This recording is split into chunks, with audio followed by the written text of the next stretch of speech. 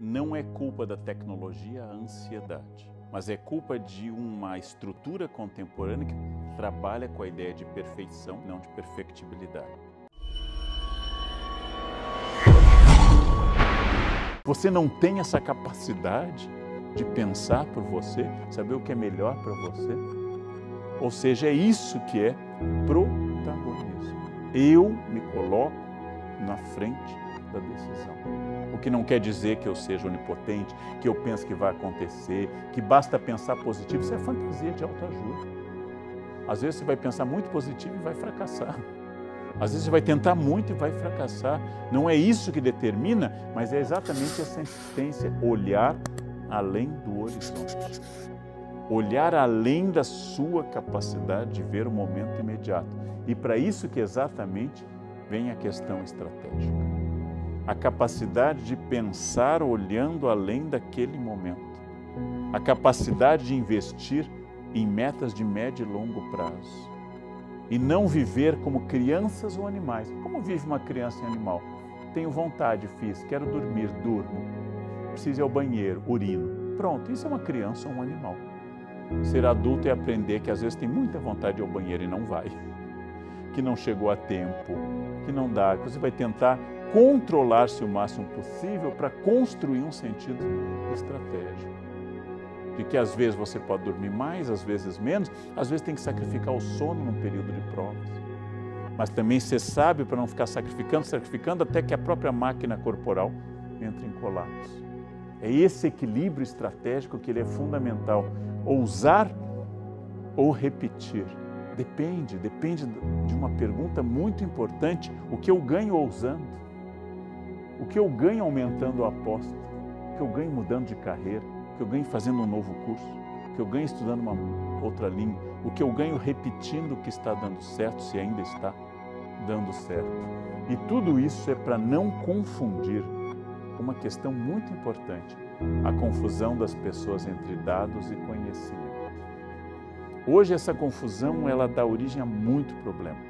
Primeiro problema, as pessoas acham que porque está na internet, o conhecimento é acessível a todos. O que é acessível a todos são os dados. Todas as doenças do mundo, todos os remédios, todos os procedimentos cirúrgicos estão na internet. Nem por isso formar um médico hoje deixou de significar 10 anos de estudo contínuo. Todas as receitas do planeta Terra podem ser acessadas no Google. E não surgiram cozinheiros extraordinários nos últimos 10 anos, comparados com os do passado. Porque continua sendo necessário pegar os dados, transformar em atitudes, habilidades e novos conhecimentos. E isso não mudou. Se antes procurava na enciclopédia, na Barça, na Britânica, hoje você pode procurar em qualquer lugar, mas transformar aqueles dados em atitude, em técnica, em habilidade, é completamente diferente. E continua sendo custoso. Todos os exercícios físicos estão no Google, mas fazê-los continua difícil. Absolutamente difícil. Todas as técnicas de piano, todas as partituras, todos os pianistas que existiram no século passado estão gravados, fotografados, filmados, com dicas, aulas, workshops. E tocar piano continua sendo, pelo menos, 12 anos de aprendizado e uma vida inteira de dedicação. Ou seja, as pessoas estão confundindo dados com conhecimento. O que o professor me diz está no Google. Ótimo! Mas transforme isso em atitude, em habilidade, um pouquinho mais complexo do que isso. Custo de tudo. Custo absolutamente de tudo, esforço. Esforço contínuo. Isso precisa ser redescoberto. Os franceses chamam de goût de l'effort, o gosto do esforço. O gosto de fazer as coisas. Saber que se eu começar a tocar violão hoje, vai ser um entusiasmo. Em 2 a 3 aulas, você vai estar tocando o dó e o sol 7. E vai tocar e bota aqui o meu pezinho feliz. Com 2, 3 aulas está tocando uma marchinha. E ficava falando, ótimo. Aí surge a pestana, aí surge a dor no dedo, segura a corda, começa a doer. Começa a dar o efeito da etapa seguinte. Aí as pessoas desistem. Chegou a hora do esforço. Ah, coloca a menina no balé, ela põe o tutu, põe a sapatilha, faz para a mãe, faz para ela. Que amor! Quarta aula, o pé está doendo. Ah, eu não tenho jeito para o balé. Você tem a vagabundagem, você tem a preguiça. Para saber se tem jeito ao balé, estude uns 10, 12 anos, para depois você ver que você tem jeito. Mas você está enfrentando o primeiro esforço, a primeira dor com a desistência. Não vai conseguir nada. Não vai dançar absolutamente nada, não vai tocar nada, não vai aprender nada, porque o primeiro resultado parece simpático. Tudo aquilo que é uma habilidade, tudo aquilo que é um conhecimento, tudo aquilo que é uma nova atitude precisa de prática, muita prática, longa prática. Quero reeducar o corpo, quero ser mais alongado, quero ser mais musculoso, quero ser mais definido. Prática. Não é uma tarde na academia. Aí nunca consegui me dedicar à academia. Então hoje eu vou passar a tarde na academia. Resultado, lesão, dor, cãibra. É ir à academia com regularidade daqui até o fim. E parou, começa a regredir. Isso é o aprendizado permanente. Prática, insistência. Fez hoje, faz amanhã e faz de novo. E param de desculpas. Não, essa semana eu tenho que fazer muita coisa. Então, não posso. Prática aliada à constância. Além da prática, constância. Não apenas praticar, mas praticar repetidas vezes. Insistir. Até criar um novo hábito. Algo que pode durar, às vezes, semanas, meses e às vezes anos.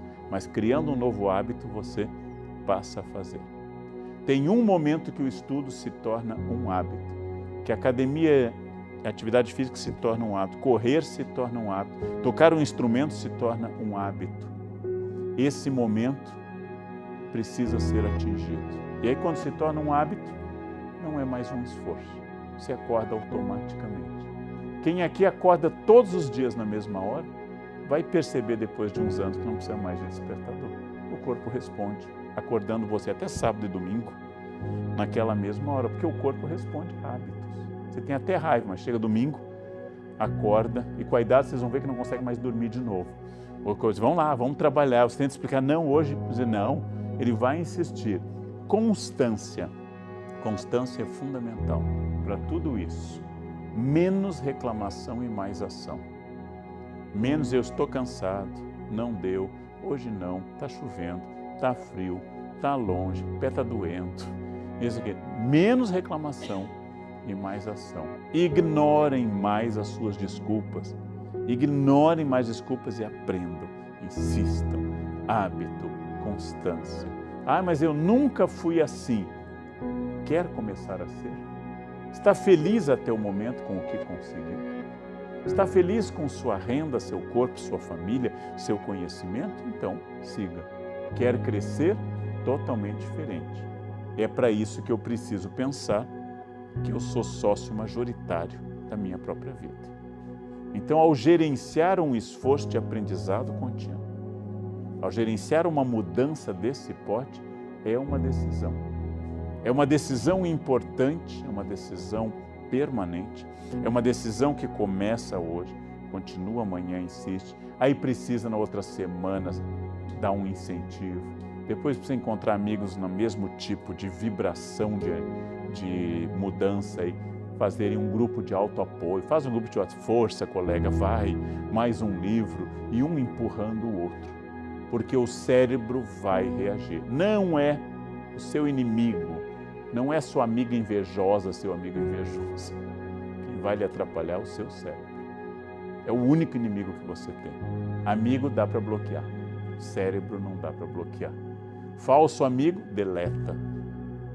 Pessoa ligando chata, não atende. Visita inconveniente, se finge de ausente. Em casa, o cérebro não tem um botão de off. Ele vai ficando dizendo para você, para quê? Você já conseguiu, não precisa mais. Você já chegou lá, não é importante, não vá. Tudo isso é muito importante. E tudo que sintetiza através do símbolo do infinito. É exatamente essa capacidade de, ao longo de toda a vida, você continuar sendo alguém que aprende. Não existe mais a figura de quem aprendeu. Só existe a figura de quem está aprendendo. Não existe mais a figura da pessoa acabada, só aquela que está se construindo. Não existe mais a figura do diploma, mas de um degrau que o diploma representa para ter acesso a outros. Dos desafios, de áreas novas, de áreas que você sai da sua área de conforto. Isso exatamente é esse desafio dos 3 L's, de viver uma vida inteira a serviço do aprendizado. Aprendizado de quê? Depende de para onde você quer ir, depende do seu objetivo, depende das suas metas. Pode ser aprendizado de habilidades profissionais, pode ser de habilidades psíquicas, pode ser a consulta a um profissional de saúde mental para que você possa, através de um psicólogo, de um terapeuta, de um psiquiatra, de um coach, conseguir diminuir sua raiva, a raiva que está lhe atrapalhando, a raiva excessiva no trânsito, a sua vaidade, a sua insegurança. Pode ser que seja um trabalho psíquico, pode ser que seja um trabalho de conhecimento de língua, pode ser que seja uma melhoria física que vai lhe deixar mais leve, mais feliz, mais integrado e assim por diante. Pode ser tudo isso, mas sempre vai ter essa característica permanente. Permanente, de fato, daqui até atingir seu objetivo, e o objetivo é, de fato, o horizonte. O objetivo é exatamente o horizonte daquilo que você quer. Chegando lá, tem mais pela frente. Nós, professores, não fomos treinados para isso. Nós somos treinados para a transmissão de conhecimento e não para educar o aluno para a produção do conhecimento. Então, nós fomos treinados para ênfase, por exemplo, em perguntas de memória, especialmente nas séries iniciais do ensino fundamental. Por exemplo, identificar, descrever, enumerar, são perguntas que envolvem a simples evocação da memória. A escola está perdendo essa corrida. A escola está perdendo. Por quê? Porque a maneira como a escola se organiza, as boas ou ruins, ainda é conhecimento fixo de um professor de uma área, que vai dar o conteúdo e vai cobrar esse conteúdo. O conteúdo não é mais fixo de uma área. O conteúdo se tornou mais holístico, mais integrado. Depois, é rara a escola que incentiva o aluno a pesquisar. A maioria das escolas incentiva o aluno a reproduzir, devolver e dizer aquilo que você disse. As perguntas dos professores são retóricas. Quem daqui sabe quais as 2 capitanias hereditárias que deram certo? Não é uma dúvida, porque eu sei. Pernambuco e São Vicente, eu sei. Então, por que eu estou perguntando para eles se eu sei? É uma pergunta retórica. Uma pergunta que eu sei a resposta. Inclusive, os alunos sentem, porque o aluno é inteligente, ele sente que é uma pergunta boba, que o professor sabe. Qual é o maior osso do corpo humano? Qual é o rio que atravessa o Equador 2 vezes? Alguém diz Rio Congo? E aí, ninguém diz, ninguém sabe. Não é interessante, mas eu continuo construindo um conhecimento baseado numa ideia de repetição.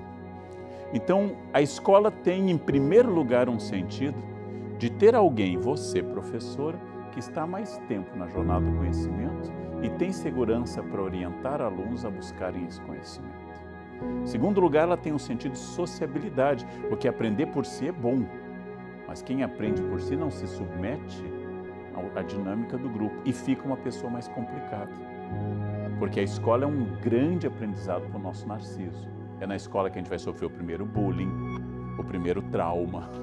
Tudo aquilo que a escola faz com que você arranhe o seu narciso, que pode ter até um sentido positivo. E a escola é uma capacidade, inclusive, de submeter a sua velocidade, a sua capacidade em comparação a de muitos outros. Eu vejo a escola muito importante. É claro que ela vai conviver com formas de autoaprendizagem, ou de estímulo, ou de estudos dirigidos, e assim por diante. Confio pouco em estudos em casa. A nossa lei agora não permite mais, mas aquilo que a lei americana permite, eu ponho pouca mostra, porque eu, professor, eu que sou professor como você, não saberia orientar um filho em matemática. Não teria a menor noção de orientar alguém em matemática. Então, eu que sou um professor treinado profissionalmente para dar aula, me sinto incompetente para trabalhar os conteúdos, né? Porque eu não sei esses conteúdos. Quanto mais alguém que não é preparado. Agora, o que nós precisamos, esse é um desafio, é que para esse mundo de aprendizado constante, em primeiro lugar, o professor tem que ser alguém de aprendizado constante. E o professor é considerado como alguém que sabe, não um aluno permanente, que é a definição judaica de professor. Aluno permanente, que eu acho interessante, é aquele que nunca sai da escola. Seus alunos vão sendo aprovados e você vai ficando. Eles vão passando e você nunca é aprovado. Você vai ficando para sempre. Então, essa atitude de professor-aluno permanente, estimulando a busca de conhecimento, de pesquisas, de projetos, de perguntas reais, de estudos de meio, de leituras interessantes, de experiências, do uso da tecnologia, o professor tem um papel enorme nisso. Agora, a ideia de que o professor é alguém que enche o quadro, o aluno é alguém que copia e devolve isso na prova, essa ideia já está superada há muitos anos. Não foi agora por causa da computação. Essa ideia está superada há muitos anos. Você se sente perdida e eu me sinto perdido, porque nós não fomos treinados para isso. Mas no momento que você não confia mais nos métodos do passado, você já está apto a começar a pensar algo diferente. Então vamos invocar o pai da didática moderna, Comênios, século XVII, livro que eu recomendo a todas as pessoas. Didática Magna, Comênios diz o seguinte: todos podem aprender, cada um num ritmo e cada um dentro de um método, mas todos podem aprender.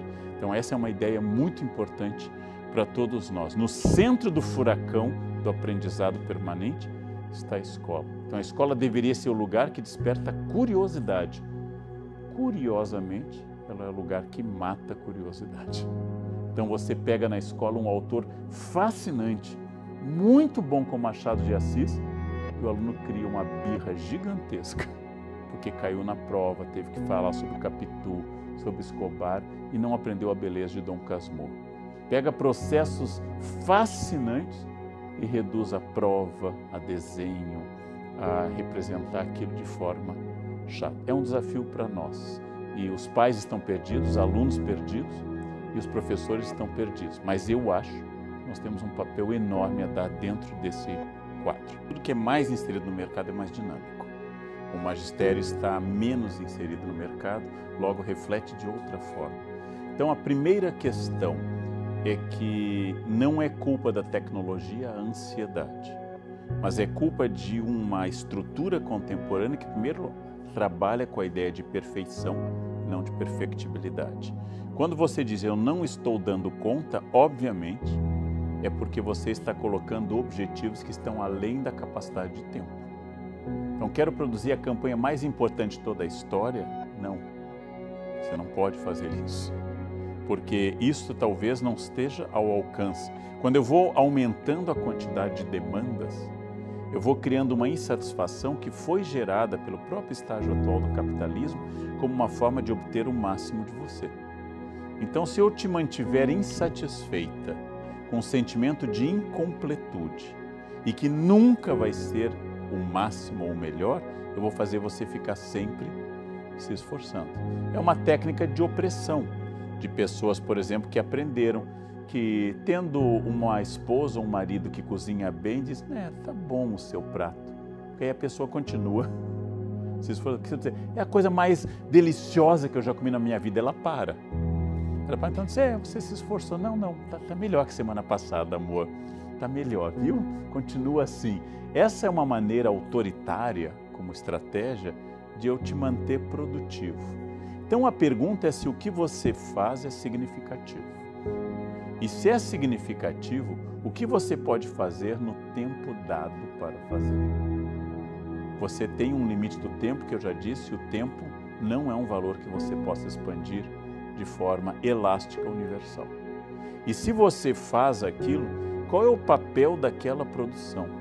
E se o trabalho começa a representar toda a gama da sua existência, se você não tem mais vida amorosa, afetiva, familiar, ou não tem mais um tempo de ócio criativo, como diz o sociólogo Domênico de Masi, ou seu direito à preguiça, como diz Paul Lafargue, se você não tem mais isso, você virou uma máquina tarefeira de ficar fazendo tarefas. E para piorar, graças à tecnologia, você leva celular para casa, você pode atender o chefe 24 horas por dia, você pode fazer férias com o celular na mão, você pode, o final de semana, respondendo a questões em casa. Então, qual é a função do trabalho e da criação? Renovação contínua não é sinônimo de ser workaholic ou work lover, porque o workaholic é um fracassado, porque ele foca permanentemente numa produção que vai ocupar aquilo que Freud vai chamar de toda a sua libido.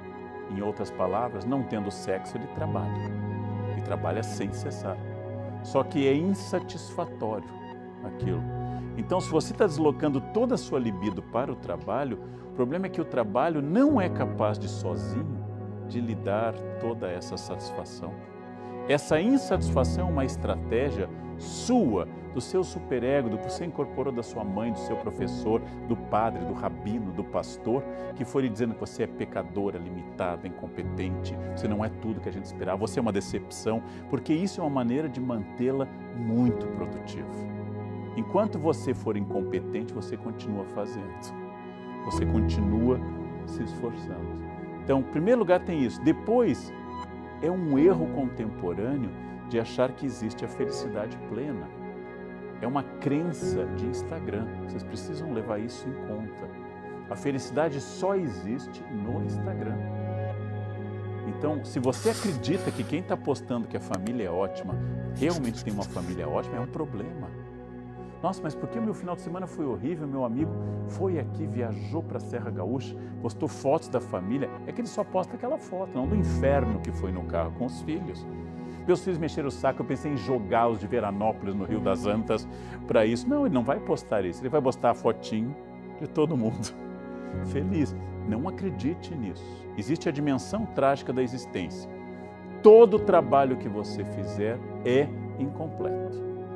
Todo livro que você produzir não é a versão final sobre o assunto. Toda perfeição que você atingir será superada.